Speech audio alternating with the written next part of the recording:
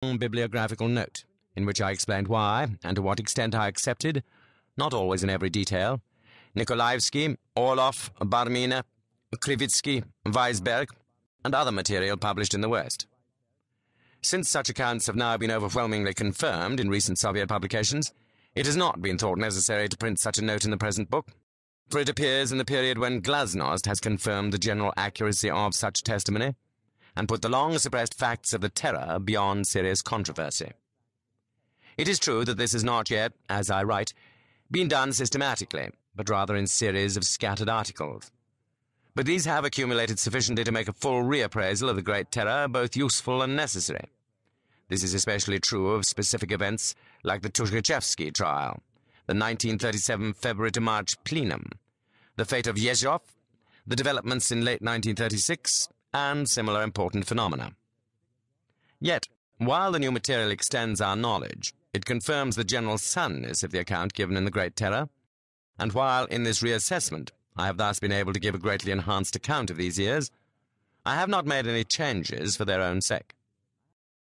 In the preparation of this book, my thanks are due above all to Professor Stephen F. Cohen and Dr. Mikhail Bernstam, to Nancy Lane for endless help and encouragement, to Irene Pavitt for her editorial skills, to Kate Moss, to Delano Dugam for irreplaceable research and other assistance, to Semyon Leandres, to Susan Rupp, once more to Amy Desai for her ever-admirable secretarial work, to the John Olin Program for the Study of the Soviet Union and Eastern Europe at the Hoover Institution, and, as always, to my wife. Stanford, January 1990, Robert Conquest. Book 1. The Purge begins. This fear that millions of people find insurmountable, this fear written up in crimson letters over the leaden sky of Moscow, this terrible fear of the state. Vasily Grossman. Introduction. The Roots of Terror. The remedy invented by Lenin and Trotsky, the general suppression of democracy, is worse than the evil it was supposed to cure. Rosa Luxemburg.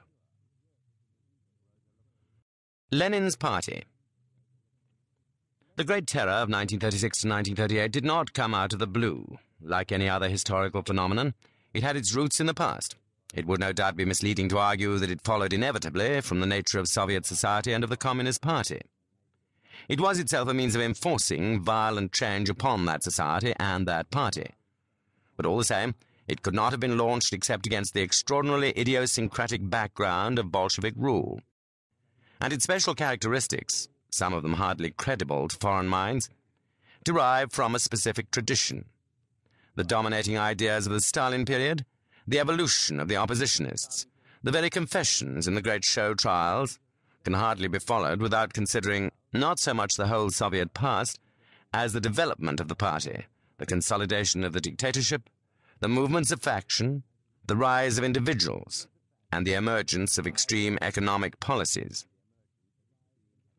After his first stroke, on the 26th of May 1922, Lenin, cut off to a certain degree from the immediacies of political life, contemplated the unexpected defects which had arisen in the revolution he had made.